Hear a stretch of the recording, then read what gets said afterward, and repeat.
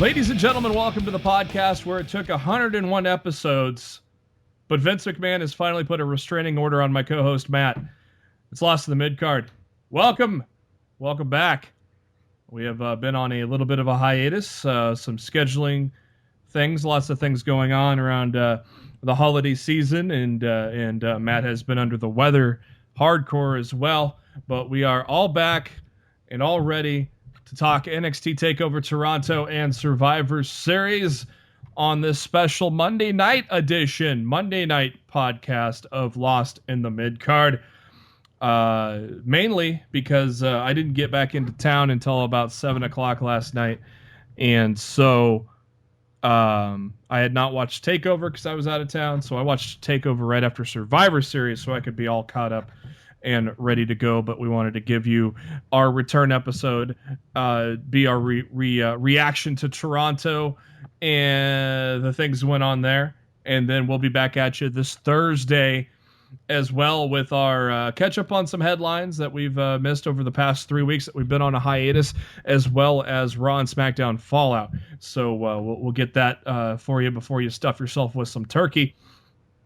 And as always, thank you to SpiderDuck.net for being our host, enabling us to be on iTunes and any of your favorite podcasting apps. What you got to do is search for Lost in the Midcard, and you'll be able to find us and subscribe us. And know anytime a new episode hits your earwaves, typically every Thursday, and also every Monday, most Mondays after a WWE pay-per-view. And we're also subscribable on YouTube. The links to all of that are on our Facebook page, facebook.com/Lost in the Midcard. Go to the notes section, and that's all there for you. We're also on the Twitter at LATMC Podcast. I'm your host, Jeremy Bennett. I'm on the Twitter at JB Huskers. And as always, my co-host for episode 101, he is on the Twitter at Raw F Showtime. It is Mr. Matt Black. Matt, it is good to be back, and how you doing? I barely survived the Survivor Series. So, I physically or mentally? Probably a little bit of both. I'm pretty sure if it wasn't for the last hour of that show, I probably would have lost my damn mind. So the last hour of that pay-per-view saved the entire show. I'm willing to overlook a bunch of shitty creative bullshit for the way that they chose to end the show with the final two matches in NXT Takeover on Saturday was everything I could have hoped it to be and more. It's been a couple interesting weeks in pro wrestling, and I've been on my deathbed for most of it, battling a really fucked up flu with my throat. I still kind of feeling the lingering after effects. So if I cough or vanish and mute the mic to cough at some point in the show, I apologize. But it is what it is. Yeah, I had a little Thanksgiving going on, so I did not see Takeover. Did not get spoiled at all, so that was good. I turned off the right notifications, apparently, so I caught it last night. I think everything basically went to plan. I took one out of the box pick, and that ended up being wrong. So, but being out of the box or being inside the box with all the picks that they did at NXT was perfectly fine because of the story they told, and it was great. We'll cover that in a little bit. Tonight is it's a shorter episode. It's kind of like our post show. We are just recording on Monday before Raw and are going to put it out during Raw. So once you get done with Raw, you can check out Lost in the Midcard and our thoughts on Takeover and Survivor Series. That's all we're talking about tonight. Survivor Series, I missed this. I missed the kickoff and the first hour of the show. You're so lucky. Apparently, I missed nothing. Before we get into that, Matt, we announced, of course, a lot of people know by now, 205 Live debuts in I believe... 1 week from tomorrow. 1 week from tomorrow on Tuesday nights. What are your thoughts on a 205 live show? What do you I love think? I love the idea because I feel they'll be given a better creative platform on the network than they're being given on Raw. At the same token, I find it highly irresponsible of WWE to treat their cruiserweight talents like traveling salesmen at this point, because they're pretty much going to be doing, as far as I know, they're still working the NXT house show loops over the weekends.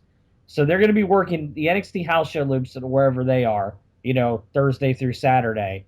Then they're going to go wherever the Raw brand is on Monday. And then they got to go wherever the SmackDown brand is Tuesday to film 205 Live. Like the fact that they just didn't let Kalisto win the fucking cruiserweight title and send the entire division to Tuesday nights, mind baffling, stupid decision. So, my only worry with 205 Live was the fact that it seems like maybe Vince is giving up on it, and so it's going to have a lesser role on Raw now. I think eventually this still lands on SmackDown.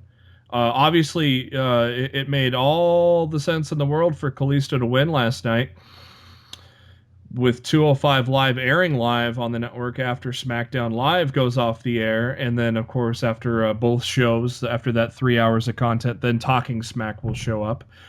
I think eventually the Cruiserweights are going to SmackDown, where they belong, with Mauro Ranallo calling it. Honestly, at Raw tonight, they should just make a trade. They should trade Miz in the Intercontinental Championship to Monday. And they should trade Brian Kendrick and the entire Cruiserweight division to SmackDown. While they're at it, maybe they should throw Baron Corbin in there too. Because obviously, Baron Corbin, dude. Obviously Shane and Daniel Bryan are pissed off at Baron Corbin. So I wouldn't be surprised if they ship him off too. Yeah, let him get lost in the mid-card on Monday Night Raw.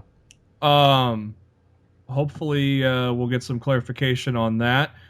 We also got, once we get done with our Survivor Series talk, we have some follow-up on Goldberg, some follow-up on Brock Lesnar, and some follow-up on Shane McMahon. So we'll catch you up on all the updates with those guys after we talk about the show itself. So we will give you updates of the pay-per-view, but as for other headlines, we will kind of give you some of the highlights of the past 3 weeks, kind of update you on the TNA situation. We'll do all that on the show later this week, Turkey Day. Actually, I probably will release it Friday. We'll record Wednesday, probably going to release it Friday this week. That's going to be my best guess at things, mainly because I'll be out of town Thursday, but I do have to go to work on Friday, so I'll get everything uploaded and set up and shipped and ready to go for Black Friday, a Black Friday edition of Lost in the Midcard. Let's kick off our Survivor Series talk. First off, good news. Backstage at Survivor Series last night, Jamie Noble, his first night back with the company since he was stabbed in front of his home in October. So good to see Jamie Noble back in with the company now. Again, I have no input on any of this. So I will have to rely on Matt for the first 2 hours of the program. But Matt, we open up the pre-show with a 6-man cruiserweight tag match. T.J. Perkins, Noam Dar, Rich Swann take on Tony Nese, Drew Gulak, and Arya Daivari. This matchup, for the most part, these pieces have been in a 6-man tag a lot lately. And Matt, what was your thoughts on the cruiserweight pre-show match? The match was good. It was given time. There was nothing wrong with it. I feel when you're already giving us a 3.5 to 4 hour pay-per-view, we don't need a 2-hour pre-show. No, I know. And I think I was out of town. It takes an hour to get to the first freaking match. It took that long. Yeah, dude. It's the pre-show started at 5, and they didn't even get to the 6-man until after 6 o'clock. It's just like, come on, man. You don't need to put on a show for that freaking long. It just really, people get spent. And by the time it's over, they just, all right, well, I really don't want to tune into Raw tomorrow night because I just sat through 6 hours of this crap. Yeah. And it's not a good idea. They really need to shorten this stuff. Now, you were talking about creative directions on Raw with the Cruiserweights. I agree it's not great, but I think there is at least a little bit of something that they've been doing with the Cruiserweights. So I think they've been doing an okay job with the storytelling, especially with Kendrick and Perkins. I just think it's gotten worse as it's gone along. Because I mean, I at think least so. when they started, they were getting 2 to 3 matches per Raw, and now they're getting like one. Yeah. And at that point, if you're only going to give them one match, you might as well just give it to them on SmackDown. Yeah. TJ Perkins, Rich Swann, Noam Dar, they got the win after Swan hit Daivari with a super kick and then the 450 standing 450 splash, the always impressive standing 450 splash for the win. And the cruiserweights get a nice 12-minute match there in the pre-show. Second pre-show match, kind of a secondary match in the Wyatt's feud. Kane against Luke Harper. Oh This my one God, went. why did they book this pre-show match? This one went about 9 minutes. Matt 8 minutes didn't too like it. long. Didn't like it. Huh? No, it wasn't good. Kane's just not good anymore, dude. I got all the respect in the world for Kane for all the years that he's been in the industry and all his mind for the business and what he does. Never But getting like, hurt either, but really. yeah, but just like his in-ring work it's just not there anymore. Mm. And I think he would be much more beneficial as like Big Show's doing right now. Big Show's Being an smart. ambassador, Yeah, just like and a. in only showing up like a couple times a year. Like we know Big Mhm. Show's fighting Shaq at WrestleMania.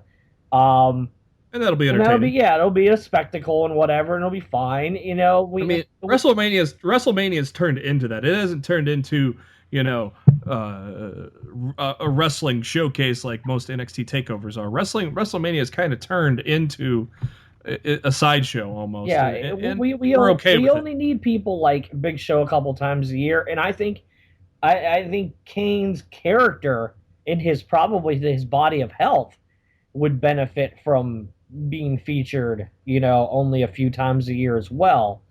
He just doesn't really have it anymore. I think he is much more beneficial in a backstage role, like you mentioned, Jamie Noble back. I think him working with Noble and Devon and stuff like that on a weekly basis with his mind for the business would be overall much more beneficial to the roster right now than him actually going out there and working matches. Hmm. Yeah, I agree. I don't know. I mean, Kane's looked decent in 2016. I didn't see this He did match not though. look good against Harper last night. Yeah. So there you go. We kick off. I missed the first hour of the show, so I missed the first two matches, I believe. Yep. Was it two? First two matches? Yes, you did. Because you're like, oh, I made it up just in time. Yeah, As I the didn't realize 20-man tag was started, and I had to give you shit about that. I didn't realize it Because I had started at already been 6. put through 2+ hours of hell. It was weird. I had notifications back on, and they didn't start up. So something was weird. So that's what made me didn't think the pay-per-view had started yet. I forgot it Because was going to nothing of be. note happened that WWE felt the need to notify you about. Well, this was Teams Bleacher Reports. What I'm talking about. Well, They always give a. maybe they felt the same way. They might have, because they typically post the results of the matches after they happen. So that's why I usually mute their notifications when I don't want to be spoiled. But something was. Well, they're back on now. They got back on towards the end of the pay per view, so I must have hit a button or something. I don't know. But the main show kicks off with the women. A 5-on-5 elimination match on the Raw side. Charlotte, Alicia Fox, Bayley, Sasha Banks, Nia Jax. On the SmackDown side, Becky Lynch, Natalia, Carmella, Alexa Bliss, Naomi. Um, Going into it, I thought SmackDown would win this one. I figured SmackDown would take 2 out of 3. I was wrong on this one, though. I did not watch it, but I'll run down the eliminations and then I'll get Matt's thoughts. First one eliminated was Carmella. How about Foxy getting an elimination?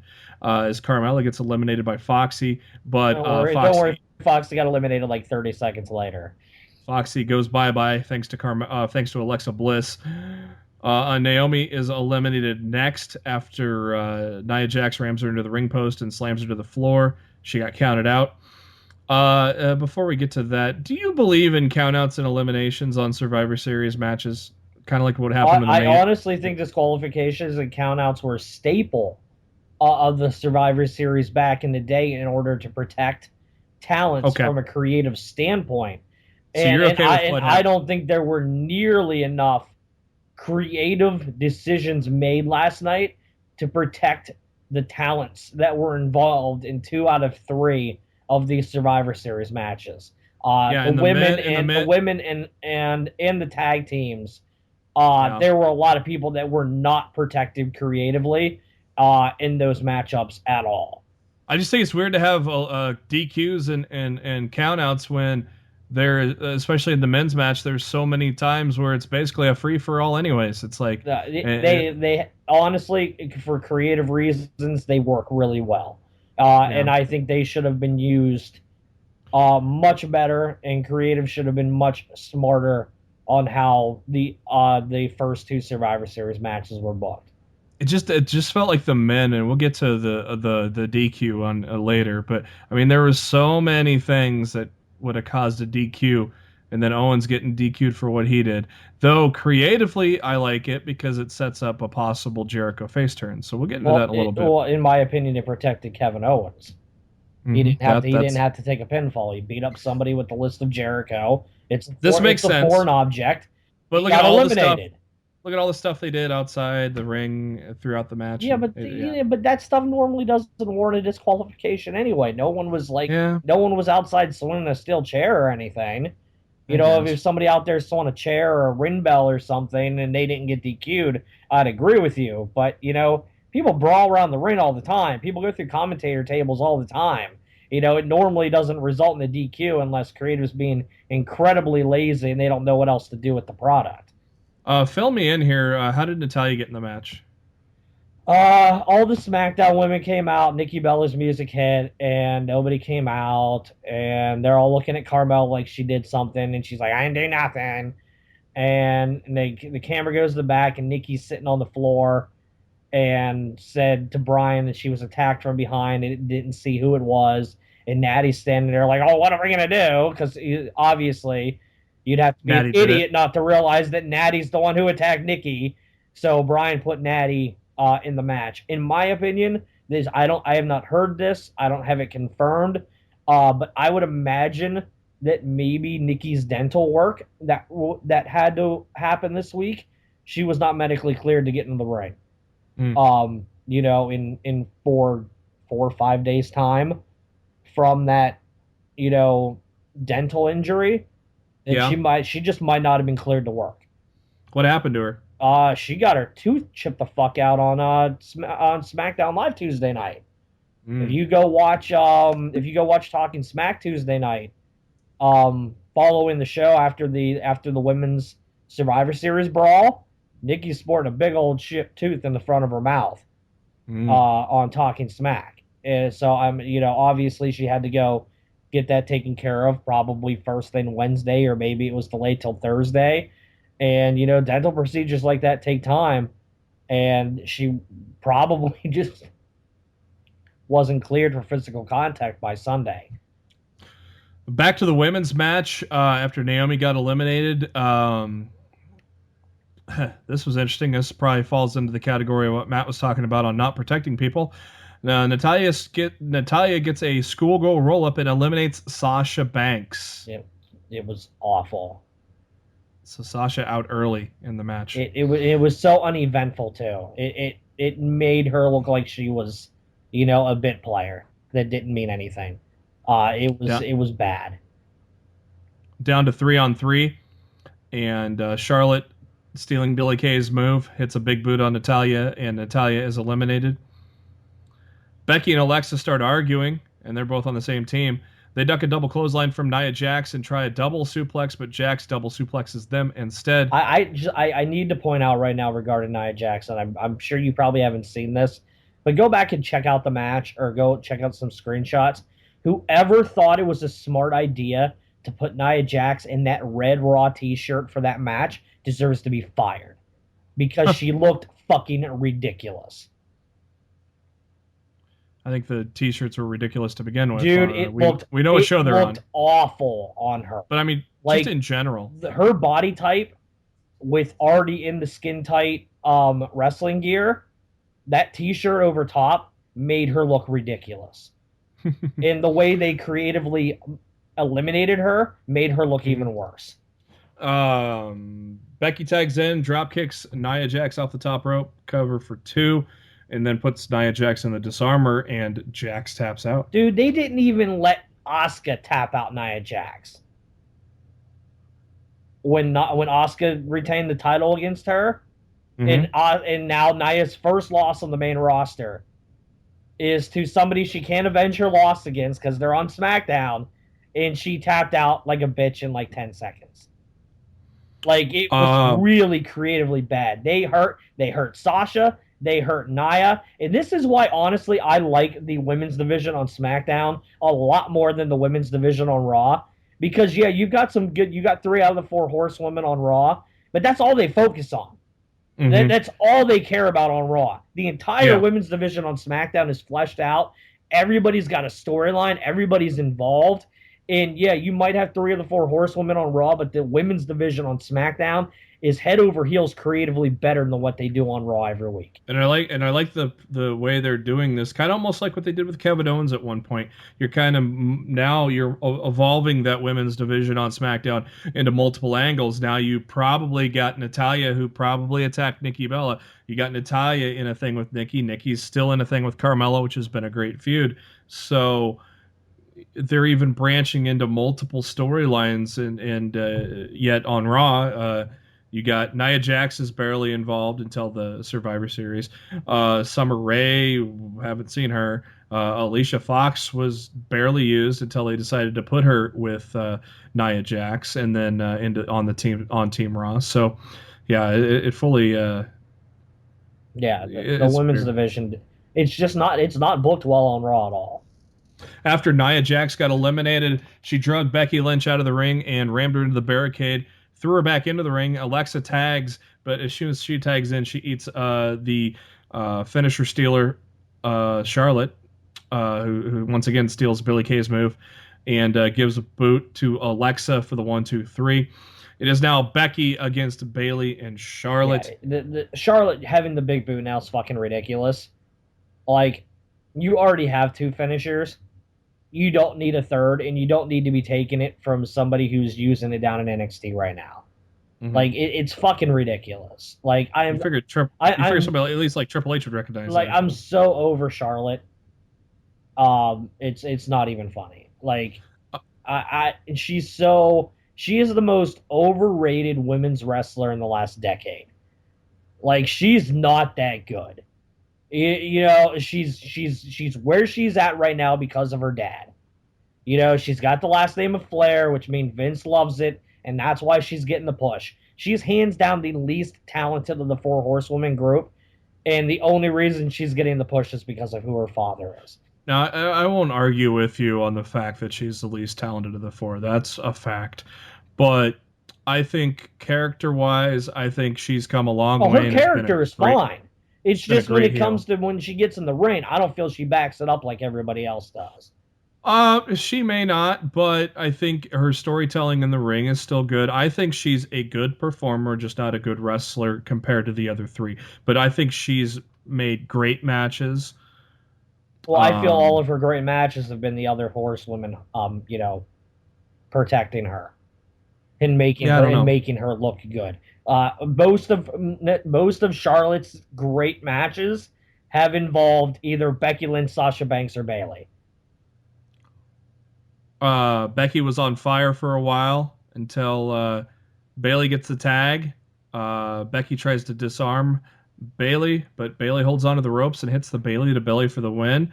Matt, what did you think of the ending exchange with Charlotte and Bayley against Becky Lynch? Well, it's very clear that they're setting up Bayley to challenge Charlotte for the women's title now, and leaving Sasha in the rearview mirror as an afterthought, even though she should be granted a rematch from Hell in a Cell.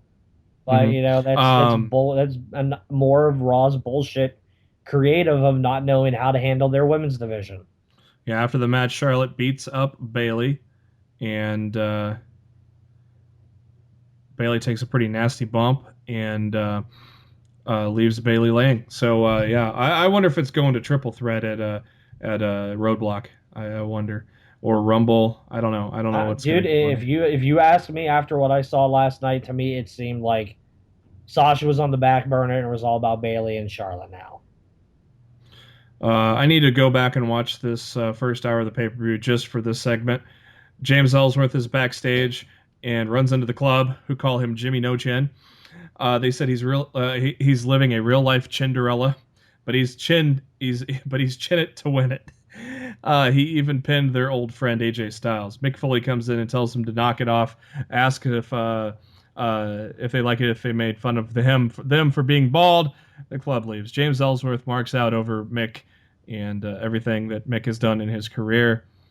And Mick asks him if he has any memories of him not being in great discomfort. And Ellsworth then brings up the title victories over The Rock. Foley asks him if he'd want to be on Raw, and he says he's Team Blue. Foley says he might change his tune after what happens tonight, and Foley leaves. Ellsworth turns around, and he's face to face, well, more like face to chest, with Braun Strowman, who says, "Don't I know you?" And because that's where Ellsworth made James his debut. Ellsworth ran like a bat out of hell. That was pretty good segment. I haven't watched it. It was an entertaining segment. I thought everybody played their roles perfectly. And it wasn't bad. There was no AJ and Club segment this week? The club mentioned AJ, but they were not involved with him. Once we get to it, but I'll jump ahead a little bit. I'm starting to still think there's a little stirring. I'm wondering if Club and Shield might be a thing still coming up, even though we hope. Only way that would happen is if they did it at the Rumble. Yeah, or Mania. Because they will not take 4 out of 6 of those talents.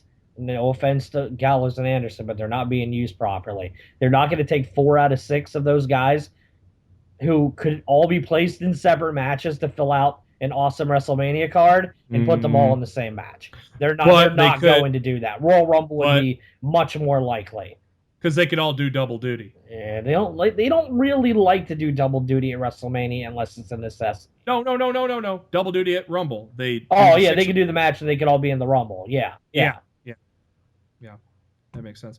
Next up is the Intercontinental title match, The Miz versus Sami Zayn. A little backstory since we've been gone for a couple of weeks. More like 3. But originally, of course, Dolph Ziggler was the Intercontinental champion. The Miz was owed a rematch and finally was given it to on the Tuesday live SmackDown before the pay-per-view. And The Miz ended up beating Dolph Ziggler. So then it was The Miz against Sami Zayn because the Dolph Ziggler issued an open challenge to Raw. Yeah, and I went in really caring about this match until Miz won the title back, and then I didn't give a flying fuck. If Sami Zayn won the title, the Intercontinental title would go to Monday Night Raw. But it did not. I did not see this match, but I see that Zayn got, in the end, Zayn put the figure 4 on Miz, and Maurice rang the bell. So Zayn thought he won. Yep. And then Miz rolls up Zayn for the cheap win at the end there after a match that lasted about 14 minutes. Was it a good match, just a shitty ending? The match was fine. It wasn't great, but it wasn't terrible. It was just kind of there. I don't really know if Miz and Zayn solo had a great chemistry with each other.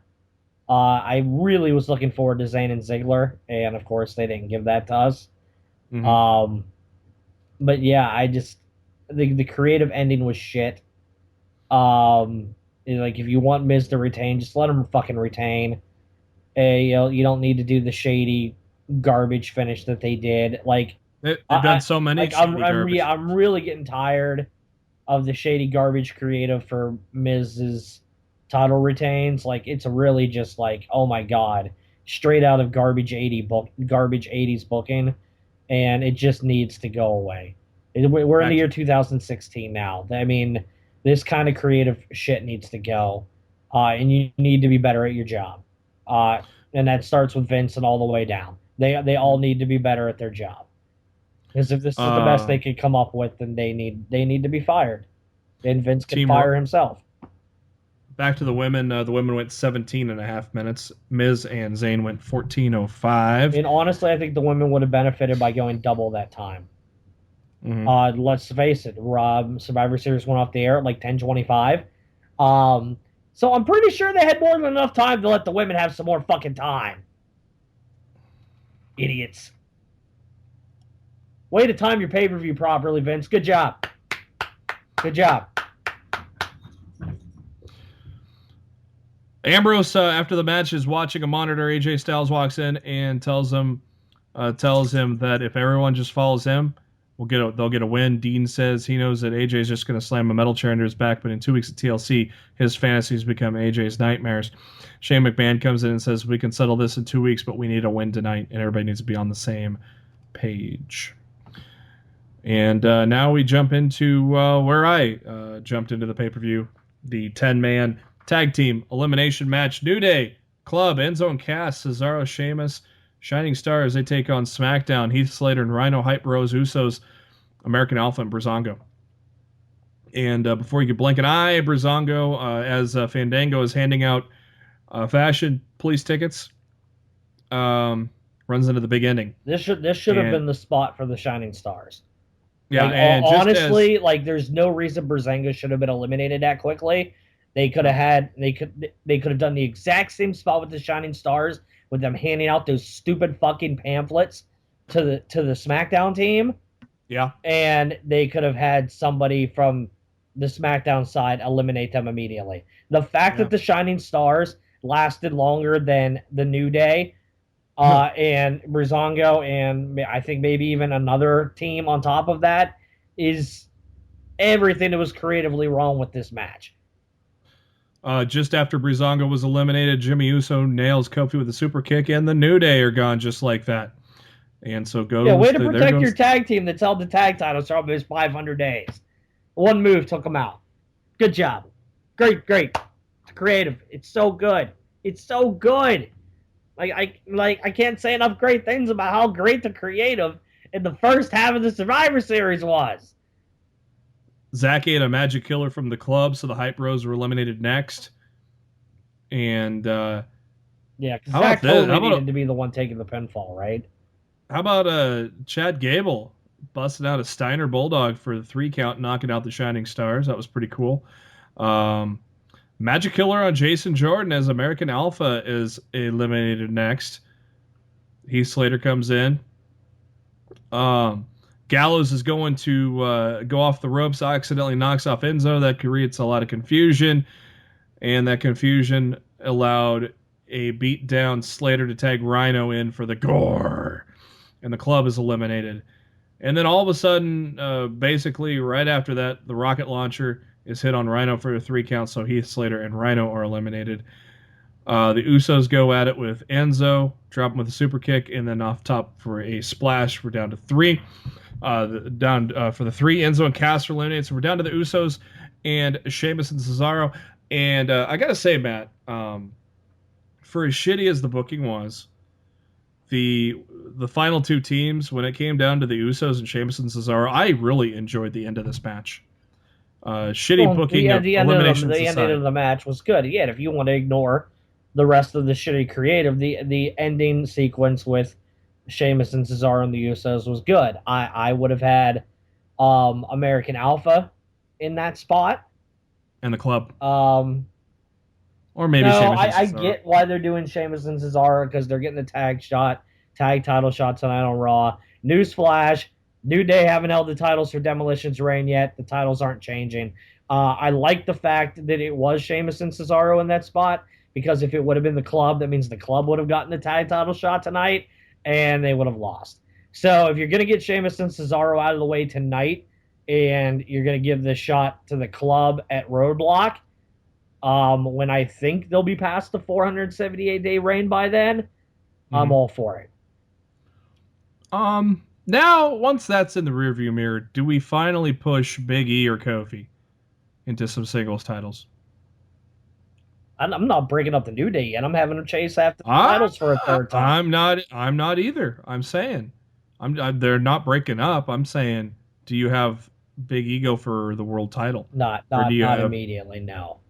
Yeah, Big E, or do you have Kofi go for the U.S. title? I don't do. Their main focus after losing the titles should be trying to go after them a third time. I'm not worrying about singles gold yet. In the end do that of next year. In the end of the tag match, Cesaro was in the Tequila Sunrise, but he fights out of it and locks in a sharpshooter.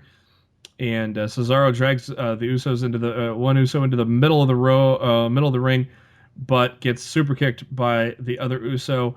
But then Sheamus hits a bro kick before he could hit that super kick and taps out. So your winner is Team Raw, and your survivors Cesaro and Sheamus. In the tag divisions on Raw and SmackDown, I wish they could be half as good as the tag division down in NXT. No shit.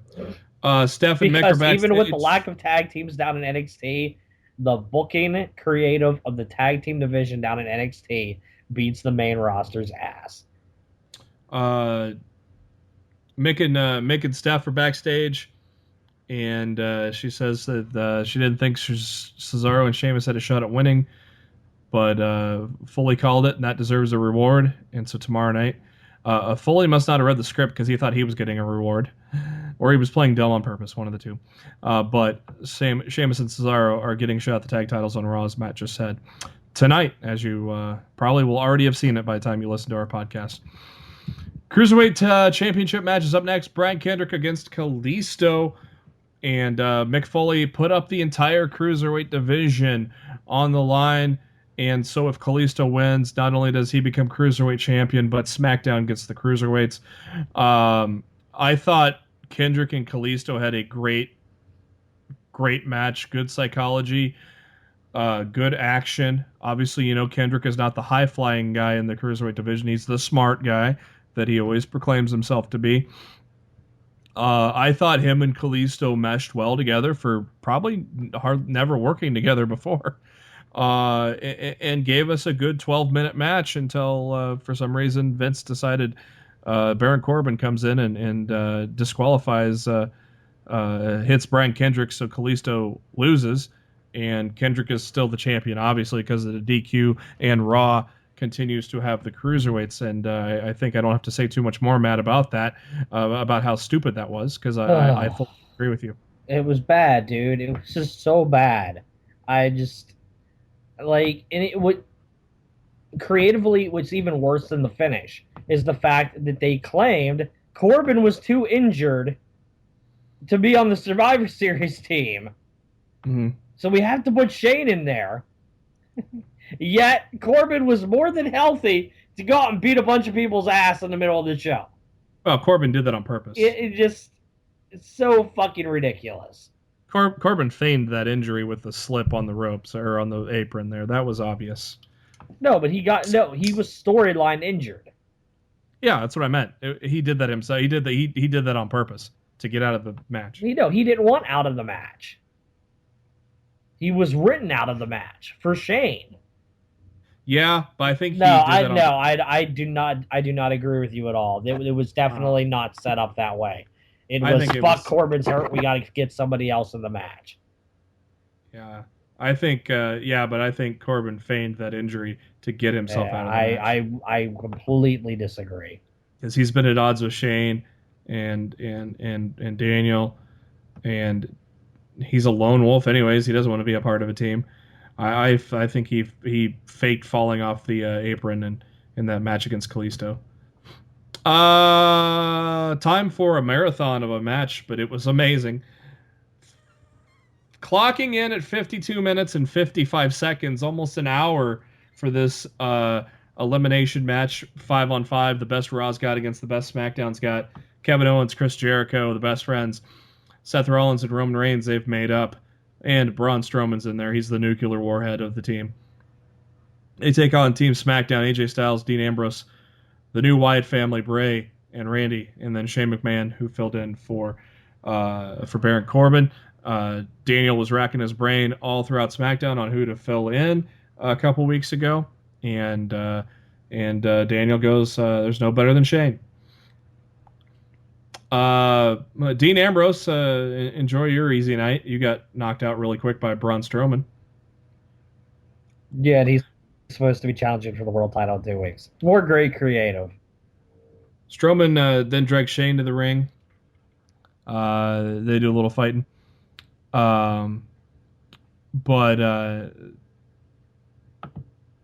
Strowman, excuse me, Shane tries to throw a flurry of punches to Strowman. Obviously, that doesn't get too much going on. But AJ then hits a phenomenal forearm, but Strowman knocks him to the floor. Orton tries to come in, and Wyatt goes in, and as he's charging Orton, Wyatt steps in for a face-to-face that the crowd and I and myself kind of loved. I love that little stare-off between Wyatt and Strowman. How about that RKO out of nowhere into the announce table, Matt? That was pretty badass. But that's fine. As badass as that RKO was, it was the second best RKO of the night. Strowman is trying to get back into the ring, but is counted out. And we're like, well, is Strowman just dazed? No! Somebody's under the ring holding Strowman's foot. Strowman drags that guy out from under the ring, and it's none other than James Ellsworth. That was hilarious. Honestly, creatively, that was my favorite part of the show so far at that point. That was great. And, James Ellsworth paid for it as Braun yes, Strowman. He did. Ouch. Threw him off the stage through tables. And pizza. Pizza. There's pizza on those tables. Poor pizza. And poor Ellsworth probably is going to have Tuesday night off. Next up is eliminated as Kevin Owens because as Jericho was getting worked over with the calf crusher, Kevin Owens brings in the list of Jericho and clocks AJ with it, and so then the ref DQs Kevin Owens. So we're now down to 4-on-3. Jericho's freaking out because his list is all over the ring. He finally gets it all collected when he eats an RKO. And so Chris Jericho's eliminated. Do you think the fact that Kevin Owens used the list of Jericho and sprayed it all over the ring, does this start to wane on the relationship between these two, or do you think these two are still going to be a unit? I have no idea what they're planning with this. Jericho didn't look too happy at Owens, but we'll see. We'll probably get an answer to that later. The epic flashback moment of the evening is when Dean Ambrose comes out and attacks AJ Styles, and we get a Shield reunion 4 years off of their debut at Survivor Series in 2012. The Shield triple powerbomb AJ through the table, and Rollins dumps Styles back into the ring and covers him for the win. Great. You enjoy that little Shield reunion there, Matt? It was cool for what it was, but I mean, if they don't really follow up on anything on it, it was kind of a pointless moment that really no one is going to remember in 6 months. We're down to Reigns and Rollins against Orton and Wyatt, which I didn't predict this to be the last 4 guys standing, but I kind of liked it. I liked it. I liked the dynamic. I liked the fact that Orton and Wyatt were getting kind of pushed here against a couple of the top dogs on Raw. So I thoroughly was happy that though I like AJ Styles and I like Dean Ambrose, I like how Orton and Wyatt were the final 2 survivors for SmackDown. All of a sudden, Luke Harper appears out of nowhere, and Orton and Reigns go at it on the floor while Wyatt and Rollins are in the ring. Harper rams Reigns into the post while Rollins hits a sling blade on Wyatt. Harper is taken out by Rollins with a dive after that. Rollins hits Orton with an enziguri, super kicks Wyatt, but comes off the top rope right into a fucking RKO. How badass was that RKO, Matt? It was sick. Better than WrestleMania against Rollins, or a step below? I don't know. This one was, to me, this one was more out of nowhere than the one at WrestleMania was. Because the WrestleMania one, you kind of saw it coming. I mean, it got the great airtime and it was really cool looking, but I felt this one was more of an out of nowhere done by great camera work than the one at WrestleMania was. Of course, the one we're talking about is about a year and a half ago at WrestleMania 31 when Orton took on Seth Rollins, and Rollins was going for the curb stomp, and in midair got turned into an RKO. That was badass, though. So Seth Rollins is eliminated. Roman's in there by himself against Orton and Wyatt, and I immediately thought, oh, great. Yeah, I was thinking the same thing. I'm like, motherfucker, they're not going to let Bray Wyatt and Randy Orton beat Roman Reigns, and Raw's going to clean sweep this shit. Reigns going for the spear, but Orton shoves Wyatt out of the way and takes the bullet, and Wyatt quickly nails Sister Abigail on Roman Reigns for the win, and your survivors are Bray Wyatt and Randy Orton. So, with the assist from Mr. Luke Harper. While Team Raw won 2 of them, Raw's best were beat by Yeah, SmackDown's I was best. gonna say to me, SmackDown won the important one. Yep. Um, I and predicted I predicted that the Raw women would win, but I thought the SmackDown tag teams would win. I would agree with you. If SmackDown was going to win a second one, it would have been the tags. I was certain that they were going to put the Raw women over, even though the division's worse. Um, that's where their Vince's focus is, and there was no way. To me, there was no way this they were going to let the SmackDown women win that match. Main event time: Brock Lesnar, Bill Goldberg. A very awesome video package wrapping everything up. Of course, It was um, longer than the match. it was. We were gone for most of this build up, but we I think we last recorded episode 100 when Goldberg made his return to Raw. So between now and then, a bunch of jabs, and then of course they came face to face on Raw the week before Survivor Series, which was I thought that was epic. Matt, did you enjoy the standoff between Lesnar and Goldberg at Raw? Yeah, I thought it was great. I thought it was too. Heyman pushed the right buttons, though I thought it was a little ridiculous that two security guys cannot get back up after all Lesnar did was push them over. But anyways, it was a fun moment. Goldberg got a little hurt, but it gladly did not keep him out of the match on Sunday. So great video package there.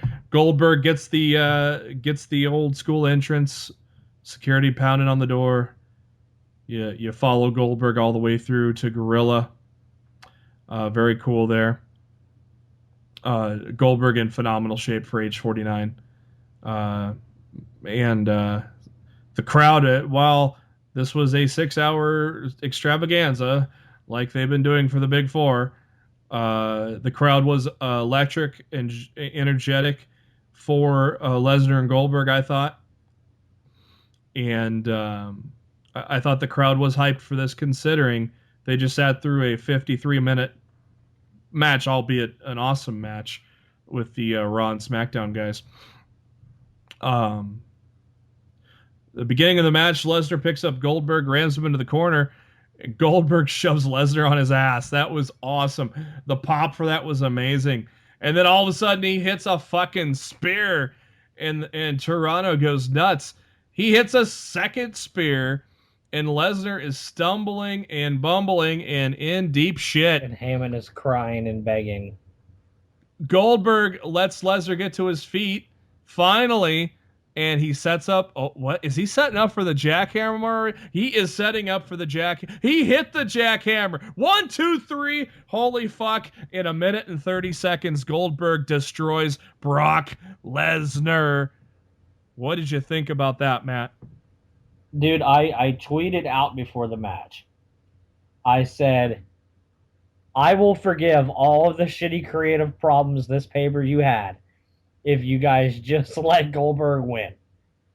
No way in hell did I actually think he was going to win. Let alone squash. Let alone squash the beast. It was amazing. I've watched the match several times already, and I will most likely watch it again before this week is over. Well, it doesn't take out much of your time. It doesn't. It was fantastic. I loved everything about it. I felt over the last 2 years that the Brock Lesnar character has gotten incredibly stale. It's been really like I come back every 3 to 4 months and I kill somebody on your main roster talent. And I come back in another couple months and I kill someone else on your main roster talent. And it's just gotten really fucking boring. To see him humanized in that way and his cockiness finally catch up to him and Goldberg decimate him like that was everything I could have wanted and more. Now, it was reported by Pro Wrestling Sheet last night that Goldberg has signed a deal to appear at the Royal Rumble in the Alamo Dome in Texas. Matt, I think we mentioned this on our last episode. It was 3 weeks ago, so I can't remember. But I know I've told you this. I've told a lot of people this. My hope was this is not one and done. Though you said this was a good way to just have him right off into the sunset. To me, the next time we should see, I hear he's going to be on Raw tonight to quote unquote say his farewell. Honestly, my next destination for Goldberg would have been the Hall of Fame in Orlando. Mm-hmm. Like, I don't think you could have ended his story any more perfectly than what they did last night. But I think my dream is going to come true. I think we're going to get Goldberg Lesnar rematch at the Rumble. No, dude, he's signed to compete in the Royal Rumble match.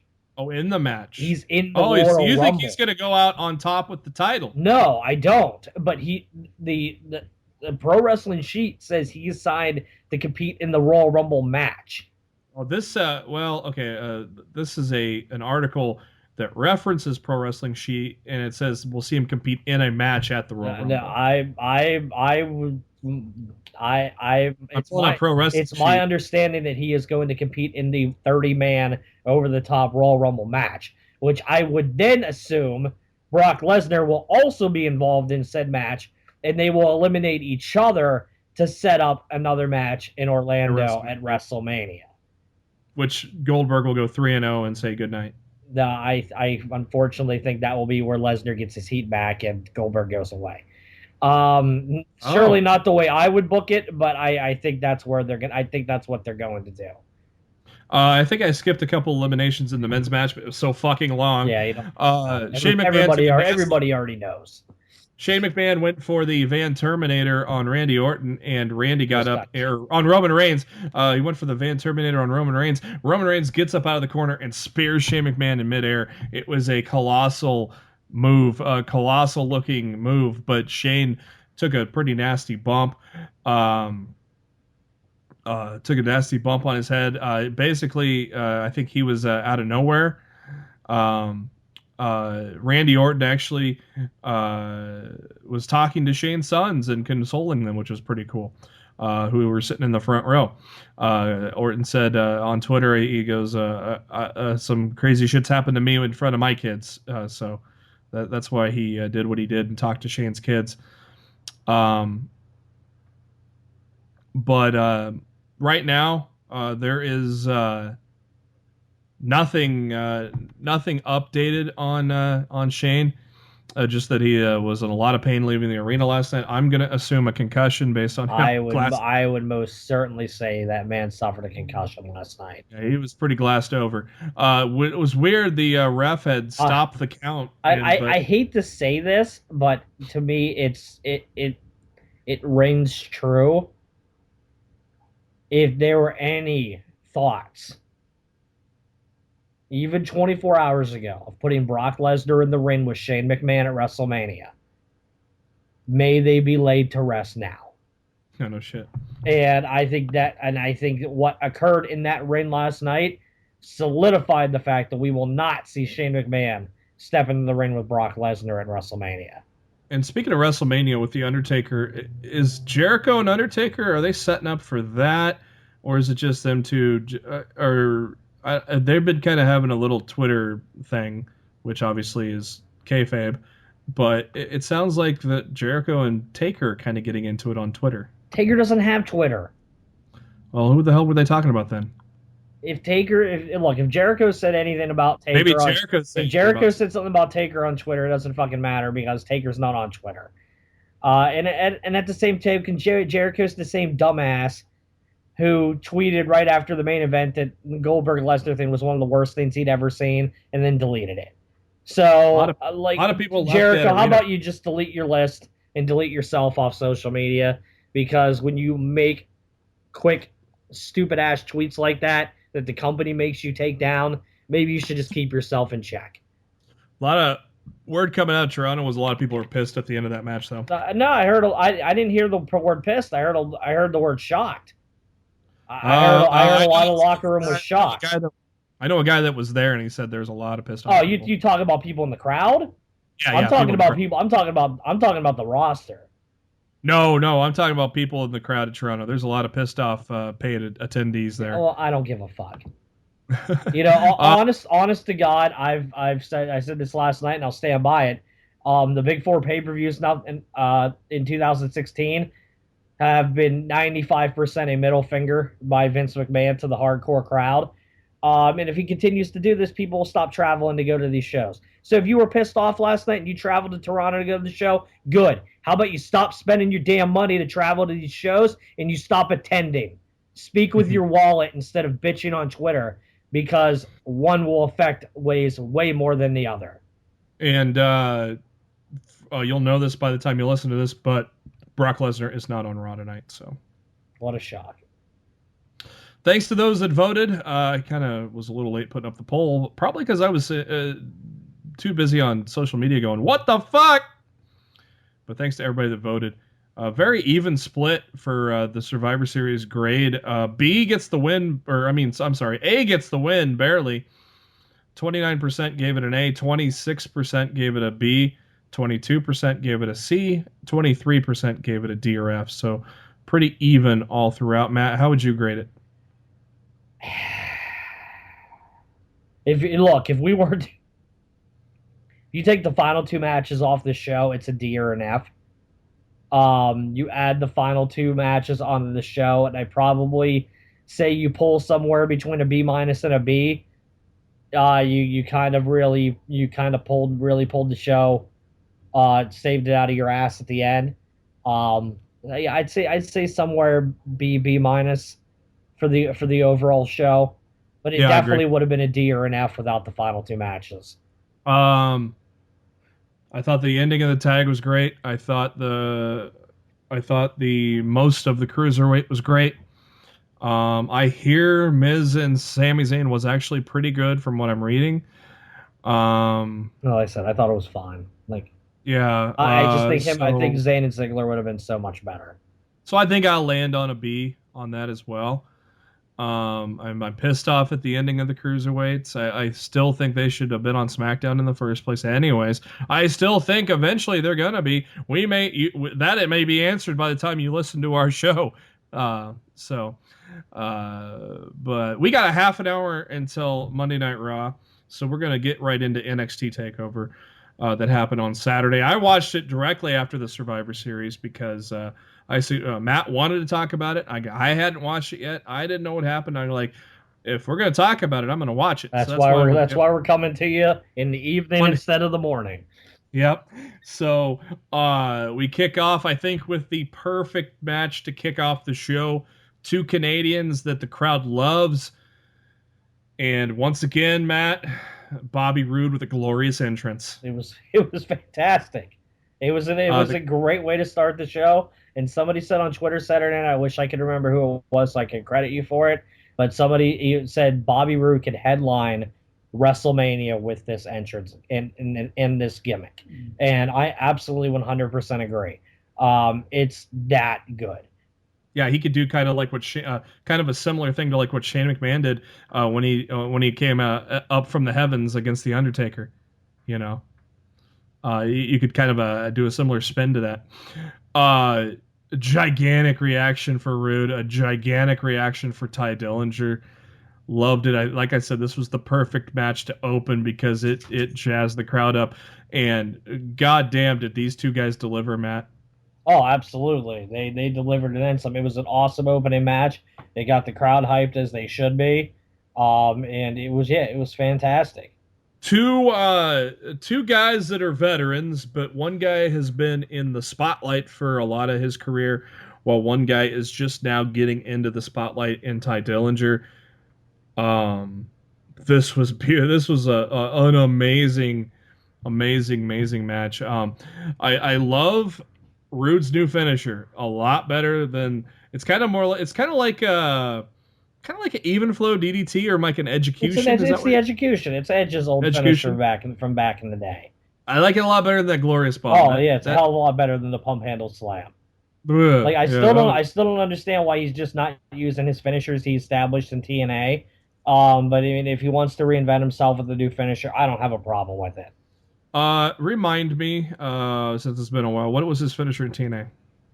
He had two different finishers in TNA. He had the if we're talking submission, he had the crippler crossface, and it's still been used in WWE's post Benoit. So I see no reason why he couldn't use that. You know, I mean, it's a good submission. It should not just be like wiped off the face of the earth because some psychopath, um, you know, um, did what he did. I don't even want to talk about it honestly. We know the story. Yeah, you know what I'm talking about. It just makes me uncomfortable just thinking about it. And he had the payoff. It was a bridging first shipment suplex. So it's perfect plex. What's wrong with the fucking perfect plex? You know what I mean? And he's still using the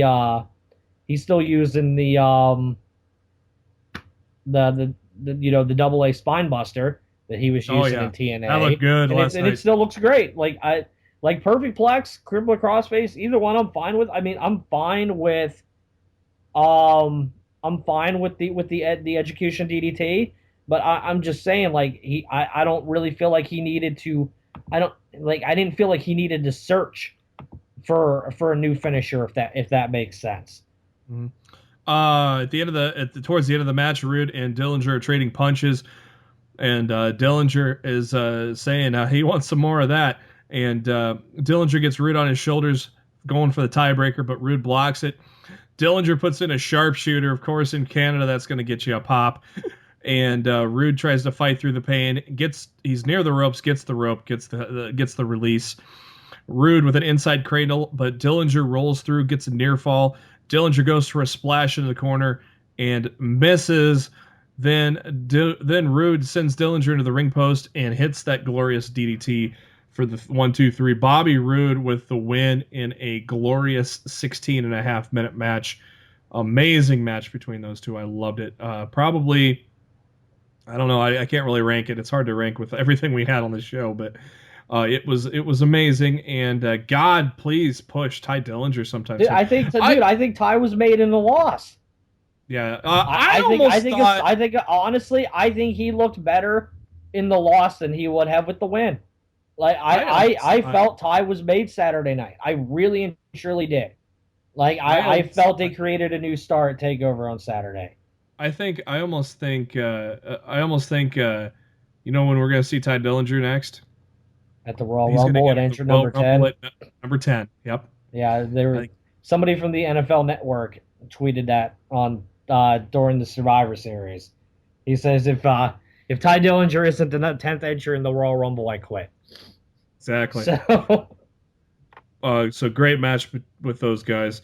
Props to them. Obviously, I honestly thought this could have been an upset that would not have hurt Rude. Obviously, I didn't think the main event was going to play out like it did, but we'll get to that in a minute. But Bobby Roode is definitely now set up as a top player for the in line for the NXT Championship. Next up is the finals of the Dusty Classic between the Authors of Pain, Akam and Rezar, with Paul Ellering. And I loved the old school stipulation of putting a Paul Ellering in a shark cage, just like they did to him in the 70s or 80s. I can't remember what decade it was. But Matt, I thought that was great because A, it hadn't been used in forever, and B, I thought it was a great dynamic in the match. What did you think of the old shark cage being used? I thought it was a clever callback to the last time they used the shark cage being above the ring, being he was the same man that was put in there. I thought the match was really good. I saw these guys work together at an NXT house show in Baltimore about a month ago, and I thought this match was better than that match. They're growing on me. They are growing. They've got good chemistry together. I still think the Authors of Pain need a new finishing maneuver, because I think all of their fucking finishers suck. I don't mind the Russian leg sweep clothesline. I don't mind that at all. Yeah. I don't love it. I just think for two power monsters they can have something better. Yeah, I think the double slamming power bomb into their opponent's backs and slamming them down is better than any of the finishers that they do. Yeah. This was the shortest match of the night at 8 minutes and 20 seconds. I predicted TM61 was going to come out on this because I did not think they would give heels the Dusty Classic. But being the second year, I guess you could go ahead and make it heels. I was afraid if the Authors of Pain were going to win it, they're going to like destroy the trophy and piss everybody off. I'm really glad they didn't do that. They did. They actually kind of broke character. Akam and Razar shook hands with Regal and Triple H. Ellering shook hands with Regal and Triple H. It was a great moment. And Dustin Rhodes was in there as well, so they shook hands with him as well. So I loved when they broke character here. because it made sense. It was great that they broke character and embraced the fact that they won the Dusty Classic. So that makes me happy and makes me more willing to have a heel win the Dusty Classic now. I thought Team 6-1 was going to do it because they are a great tag team. They've been the tag team for a long time. It made sense, though, with the Authors of Pain because they're going to probably push them. Paul Ellering has been great. It's been a slow creative build. We haven't had much creatively until we got towards the end of the Dusty Classic. And I can probably speak for Matt on this. The Authors of Pain are growing on us. They are starting, and that's what NXT is for, is that slow build to get them to where they need to be. And I think finally they are getting to that point. And whether they be face or heel, I would love to see a feud between them and Sanity. Breaking news. Yes, Goldberg will be opening Monday Night Raw tonight at 8 p.m. All right, he's kicking off. He's kicking off the show. And that's 23 minutes away for us recording live. So great job. Congrats to the Authors of Pain. They are, like I said, they're growing on us. They're doing a great job as a team. So well deserving of that. And again, TM6-1. I mean, Shane Thorne with that dive off the base of that shark cage. That was badass. The crowd got behind. Sometimes the crowd at Full Sail doesn't get behind TM6-1 as much. The Toronto crowd did. So I think maybe this performance, maybe now, will kind of get them more warmed up to the Full Sail crowd because this is a great team. I love this team. They've been a tag team for a long time all around the world as the Mighty Don't Kneel. And so hopefully they gain a little momentum from this. Next up, 2 out of 3 falls for the NXT Tag Team Championship, and holy shit, what a ride. I has suggested that their match at TakeOver in Brooklyn was a match of the year contender, and this 2 out of 3 falls trumped that to the fact that Matt and I both agree that this is a match of the year contender, right? Absolutely. Fall number 1, while Dawson and Gargano tag in, Gargano hits a boot to Dawson, then hits an overhead belly-to-belly throw on Wilder. Gargano with chops to each man as he follows with a bulldog clothesline combination. I love that combination. Somebody else did that on the main roster too. I can't remember who. Might have been Jericho. Gargano with a jumping neckbreaker for a near fall.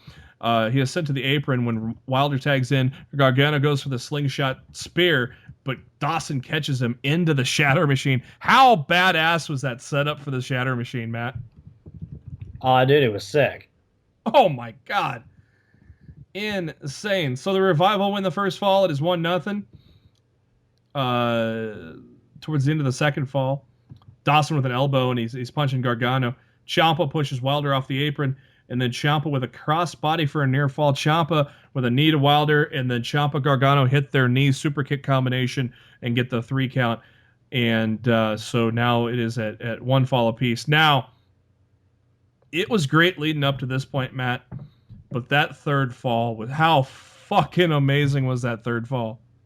Oh, dude, it was absolutely incredible. Like the creative in this match just shows you how fucking amazing tag team wrestling can be if it's booked properly. The first 2 falls were great. Yeah. Dummy. Yeah. It's been 3 weeks since I've said that, so yeah. But the end of the third fall was pure magic. Wilder takes the tag title belt, and Ciampa, though, hits a Cactus Jack clothesline to take care of Wilder. Dawson's holding on to the title, but Gargano does a roll-up into the round kick and hits the title belt. That hurts Gargano's leg and also cut open Dawson. Dawson puts on the trailer hitch, but Gargano does not tap out. He crawls to the ropes. And so Dawson has to release the hold. Dawson is bleeding because of I think he took a shot. I think when that kick came through, I think the belt caught him in the face a little bit. Dawson is bleeding from above the eye. Wilder tags in. They set up for the super kick knee combination, trying to rip off DIY. But Wilder ends up super kicking Dawson. Gargano and Ciampa then hit the Shatter Machine. Clever use of using each other's finishers. And I remember the Attitude Era, that was done way too much. that doesn't get used much in NXT, so this was a great spot to do it. But Dawson breaks up the near fall. I thought they were going to win off the Shatter Machine, Matt, as a big fuck you. I would have been totally okay with that. Gargano holds his knee as he's still hurting. The referee stops Ciampa from going into the ring. Dawson with a roll-up after playing possum, but the referee realizes that Dawson is the legal man.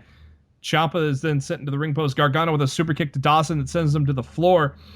Dash Wilder goes after Dash Wilder. They alternate roll-ups, but then Gargano applies the Gargano escape. And then Ciampa at the same time takes out Dawson with an armbar. And this was the cool spot, cool moment. Dawson's like holding on to Wilder, trying to prevent him from tapping out. And it lasted the right amount of time, probably about a good minute, where they were in that hold and holding each other's arms to prevent the tap out. But finally, they could take it no more. And Wilder taps out, and DIY is your new NXT Tag Team Champions, Matt. Indeed. Woo! After that, we got 2 more title matches. How about that? Asuka versus Mickie James. And, man, Mickie looked great here, didn't she? Yeah, dude, Mickie looked great. I knew Mickie was going to look good, but I didn't know she was going to look that good. I thought the match was fantastic. I felt the finish fell a little flat with the ultra quick tap out.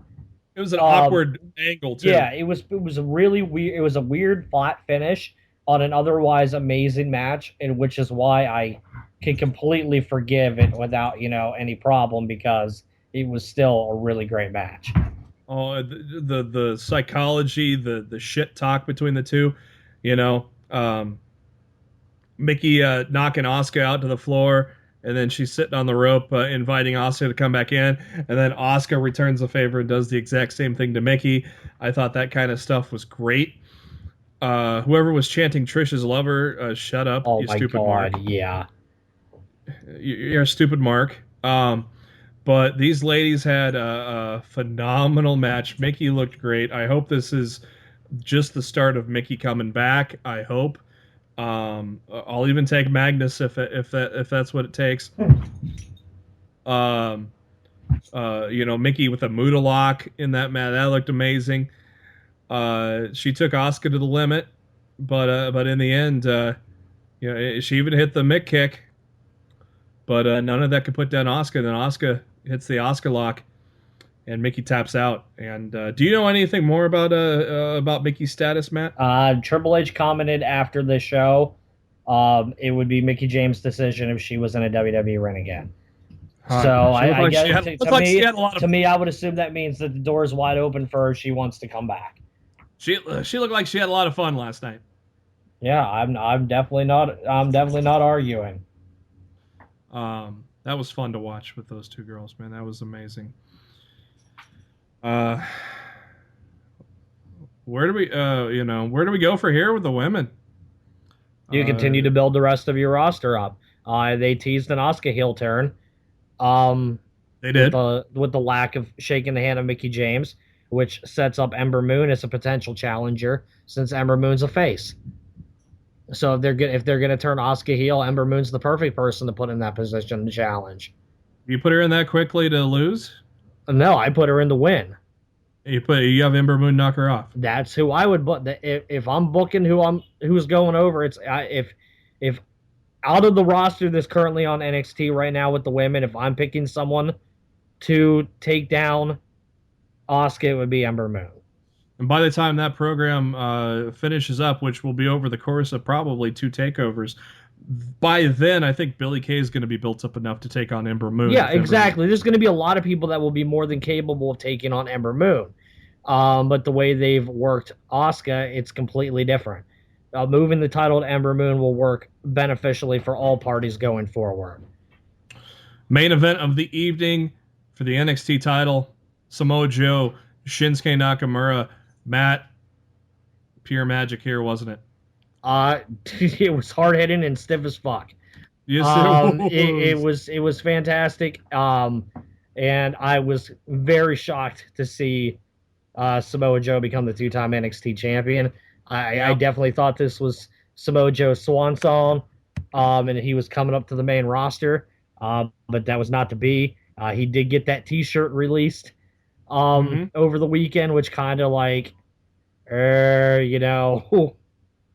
maybe. And but then when he won the match, we transported to when he debuted, and the music guy played the old music. Yeah, that was definitely an audio fuck up. But how was that not deleted? Who knows? But it was great. So at the end of the match, Joe with forearm, and Nakamura fighting back. Joe slaps Nakamura with strikes and kicks. Nakamura hits a forearm that sends Joe to the mat. Nakamura sets up for the exploder, which is usually the prelude to the Kinshasa, but Joe blocked it. Joe then hits a hit, and Nakamura then, after the block, hits a German suplex on Joe. That looked fucking amazing. One part. Speaking of suplexes, it was amazing when one of the I think Nick Miller did a suplex on one of the Authors of Pain too. Man, pretty cool seeing the smaller guys nail the big guys with suplexes. Nakamura misses a charge to the corner. Joe with a roll up, and then he rolls into the knees and takes Nakamura to the mat. Joe then put Nakamura on the turnbuckles for the muscle buster, but Nakamura rolls through, hits the Kinshasa for a near fall. Nakamura sets up for another Kinshasa, but Joe sidesteps him and applies a choke. Nakamura gets back to his feet. He backs Joe into the corner, but Joe still holds on. Nakamura backs Joe into the corner again, but Joe with a German suplex, then a dragon suplex, then a straight jacket German suplex. I loved those 3 suplex combinations by Joe with a different suplex each time. That was fucking awesome. Nakamura with a knee to Joe, then hits a running knee to the back of the head. I don't know if that was really a Kinshasa, but it was called a Kinshasa. Yeah, it worked. Nakamura charges at Joe. Joe pushes the referee aside, and Joe with a kick to the groin when the referee is distracted, hits a Uranagi onto the ring steps, and then Joe sets up Nakamura for the muscle buster, hits it for a 3 count. An amazing back and forth match, amazing, brutal match, as Samoa Joe is your first time ever NXT 2-time champion. And, man, what an event, Matt. It was fantastic. Overall, I like the Takeover a lot more than I like the Survivor Series. To me, the Survivor Series was a 2-match show, but Takeover from top to bottom was phenomenal, and I loved everything about it. Like very minor complaints coming out of Takeover as compared to an entire list of Jericho list of complaints coming out of the Survivor Series. It almost seems like after every Takeover, Triple H challenges the main roster to follow that. And then they never do. They have. I don't think they've yet to follow a Takeover when it comes right after a back-to-back. I would absolutely agree with you. That's going to do it for our welcome back edition of Lost in the Midcard. Thank you to SpiderDuck.net for being our host, enabling us to be on iTunes for 101 episodes. Make sure you go to iTunes or any of your favorite podcasting apps and do that search for Lost in the Midcard and subscribe to us. That way you'll know when this episode comes at you tonight, Monday night, and our next episode will hit you Friday after you get a bunch of turkey in you. We're also on YouTube. The links to all that are on our Facebook page, facebook.com/Lost in the Midcard. Go to the notes section. That's where our links will be. We're also on the Twitter. Excuse me. Little Mountain Dew burp there. We're on the Twitter at LATMC Podcast. And before we wrap things up, Matt, give us your final thoughts on the weekend. It was a mixed bag.